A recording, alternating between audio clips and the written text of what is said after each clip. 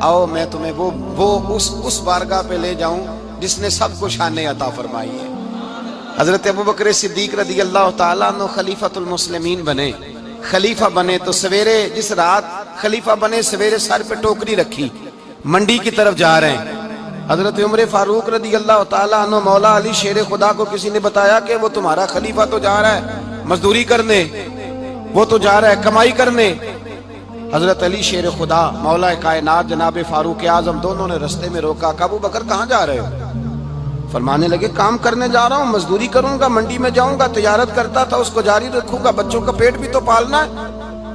اب تمہاری حکومت کے پیچھے بچے تو نہیں نا بھوکے مروا لینے، میں نے کچھ کرنا تو ہے۔ حضرت عمر کہنے لگے چلا آ کے بیٹھ، ہم صحابہ کو اکٹھا کرتے ہیں اور مال غنیمت سے تیرا وظیفہ لگاتے ہیں، آپ کو وظیفہ ملے گا ماہانہ، تو آپ بیٹھ کر کے مسجد میں تو ڈیوٹی کریں۔ بیٹھ گئے، مشاورت ہوئی تو حضرت ابوبکر صدیق رضی اللہ تعالیٰ عنہ سے پوچھنے لگے جناب بتلائیے آپ کا کتنا وظیفہ لگایا جائے؟ تو حضرت ابوبکر صدیق فرمانے لگے اتنا لگا دو جتنی ایک مزدور کی تنخواہ ہوتی ہے۔ تو ایک صحابی بول کے بڑے میٹھے اور دھیمے لہجے میں کہنے لگے ابوبکر اگر تیرا گزارا نہ ہوا تو، اگر تیرا گزارا نہ ہوا تو حضرت ابوبکر صدیق فرمانے لگے اگر میرا گزارا نہ ہوا تو میں مزدوروں کی تنخواہوں میں اضافہ کر دوں گا، اگر مزدوروں کے گھر جلنے لگیں گے تو میرا بھی چلے گا، میں ان کی تنخواہیں بڑھاؤں گا صرف اپنی۔ تو مزدور کے حقوق کا تعین کیا۔ سب سے پہلے تو میرے نبی پاک علیہ السلام نے منع فرمایا، فرمایا جس کو مزدوری پر رکھو پہلے اس کے ساتھ اجرت طے کرو۔ حضور صلی اللہ علیہ وسلم نے فرمایا جب تک اجرت واضح نہ ہو جاؤ کسی کو کام پر، جب تک اجرت واضح نہ ہو جائے مکمل نہ ہو جائے کہ کیا دینا ہے طے کریں۔ کیا لوگے جو جناب دے دیں گے لے لوں گا، شریعت اس کو پسند نہیں کرتی، محبوب نہیں رکھتی۔ پہلے اس کے ساتھ پہلا حق مزدور کو یہ دیا کہ اس کی اجرت پہلے، بولیے اجرت پہلے اجرت طے ہوگی، یہ پہلا حق ہے۔ اور مزدور کا دوسرا حق کیا بیان کیا میرے نبی پاک نے؟ فرمایا جب، اور یہ ایسی اعلیٰ بات ہے کہ جتنے حقوق لکھنے والے ہیں نا، جتنے بین الاقوامی سطح پر انسانی حقوق کا چارٹر بنانے والے ہیں، وہ کہتے ہیں کہ یہ ایسا نقطہ حضور نے بیان کر دیا ہے کہ اس سے آگے کو بڑھ ہی نہیں سکتا، یہ ایسی بات ہے کہ جس کی شرح بھی کوئی نہیں کر سکتا۔ میرے حبیب کریم علیہ السلام نے فرمایا پہلے طے کرو، اور کیا خوبصورت لفظ ہے، قانون بنا دیا۔ فرمایا جب مزدور مزدوری کر لے تو اس کا پسینہ خشک ہونے سے پہلے اسے ادا کر دینا، اس کا پسینہ خشک ہونے سے پہلے اسے اس کی مزدوری دے دو۔ ایک صحابی اپنے خادم غلام کو مار رہے تھے تو میرے نبی پاک تشریف لائے، فرمایا کیوں اسے مار رہا ہے؟ حضور غلطیاں بڑی کرتا ہے۔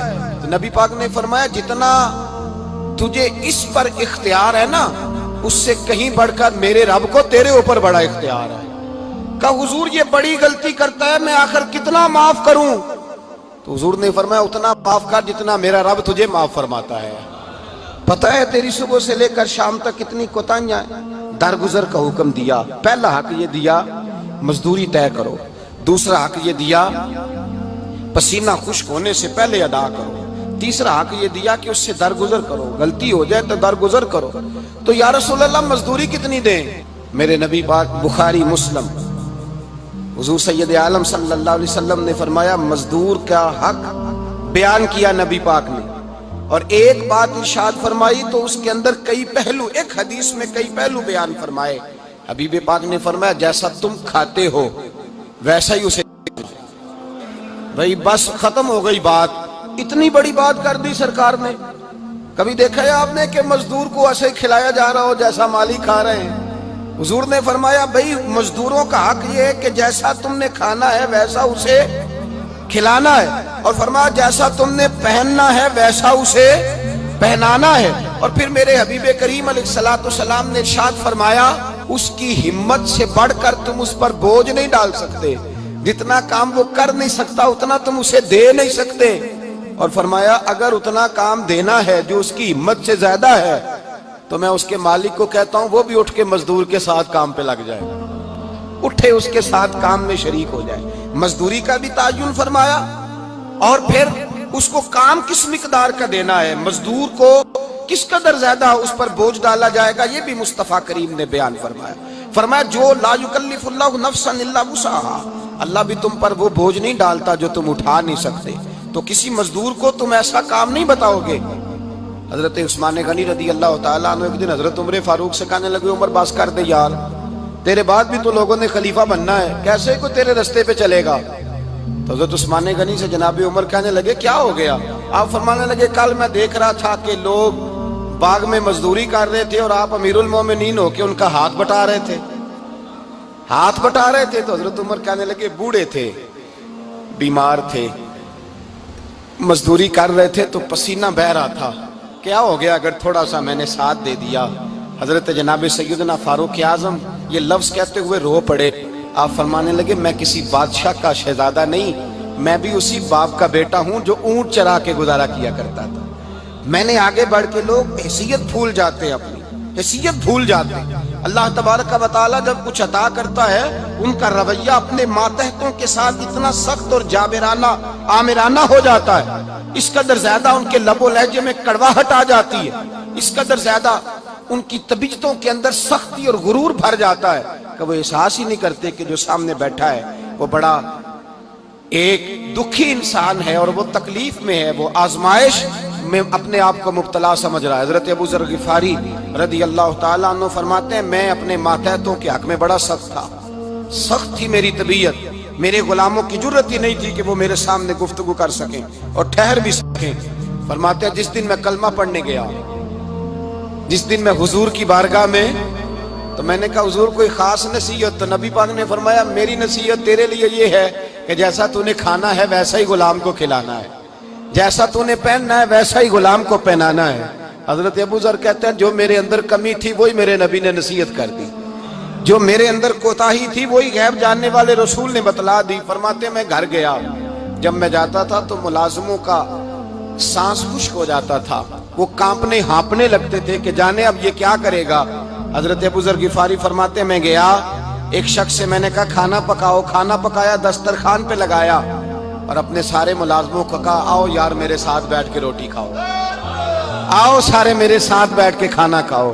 فرماتے ہیں انہوں نے کھانا کھایا، پھر میں ان کو بازار لے گیا، جیسے کپڑے میں پہنتا تھا ویسے میں نے ان کے لیے بھی خریدے۔ فرماتے ہیں میرے غلام کہنے لگے آقا خیر تو ہے نا، خیریت تو ہے نا، کیا ہوا؟ مزاج مبارک تو ٹھیک ہے، کیا ہو گیا؟ اور یہ جو ہم فضا کو اتنا خوبصورت دیکھ رہے ہیں اور یہ جو ہم اتنی پیاری ریم جھیم برستی دیکھ رہے ہیں یہ جاری رہے گی یا ایک دن کی ہے؟ تو حضرت ابو ذر غفاری رو پڑے، کہنے لگے اب تمہیں ابو ذر غفاری بدلا ہوا ملے گا، اس لیے کہ اب میں وہ نہیں رہا، اب میں رسول اللہ کا کلمہ پڑھ کے غلام مصطفیٰ بن گیا ہوں، اب میں بدل گیا ہوں، میری طبیعت بدل گئی۔ غلاموں کے حق میں حضرت مولا علی شیر خدا غلام کو لے کر کے گئے دکان پر، حضرت مولا علی غلام کو لے کر گئے کپڑے کی دکان پر، 2 جوڑے خریدے، ایک کم قیمت کا ایک زیادہ قیمت کا، ایک کم قیمت کا ایک زیادہ قیمت کا، 2 جوڑے خریدے۔ جب واپس لوٹے تو غلام سے کہنے لگے تو اپنا لے لے۔ غلام کو پتا تھا کہ اس زمانے میں ہوتا کیا تھا، اس نے کم قیمت کا جوڑا اٹھایا۔ حضرت علی فرمانے لگے عجیب آدمی ہے، یہ تو تیرا نہیں، یہ تو میرا ہے۔ اس نے کہا حضور کس طرح سے؟ آپ فرمانے لگے تیرے لیے قیمتی جوڑا اس لیے خریدا ہے کہ تو جوان ہے، اور میں نے اپنے لیے اس لیے چھوٹا خریدا ہے کہ میں تو اب بوڑھا ہو گیا ہوں، مجھے تو حاجت نہیں۔ کہنے لگا حضور بوڑھے اور جوان کا مطلب نہیں، آپ علی ہیں، من کنت مولا فہذا علی، علی مولا، علی مولا، آپ چونکہ مولا علی ہیں اور آپ امیر المومنین ہیں، لہذا آپ نے تخت پر بیٹھنا ہے، آپ نے سلطنت کو چلانا ہے، آپ پہنیے۔